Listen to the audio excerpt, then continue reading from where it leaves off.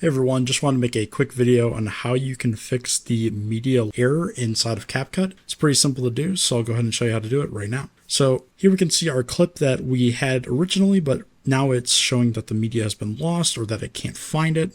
So what we can do is right-click the media clip here and click on where it says link to media. And now we can see the original place that it found the clip, but says it can no longer find it. And this is typically because you either moved the file or you deleted the file. First, I'll show you what to do if you just moved the file. So what you want to do is click on where it says link media. And now we're going to need to find and locate that file in order to relink the media back to CapCut. Once you find the file, all you have to do is click on where it says open. And now we can see that we have that file back in our CapCut and everything has been restored. Now, if you deleted the file instead of just moving it, what you're going to need to do is go to either the recycle bin or the trash bin on your computer. And you're going to need to find that clip inside of your trash and then drag it out into either one of your folders or your desktop. And then you'll have to go through the process again of right-clicking it, clicking on link media,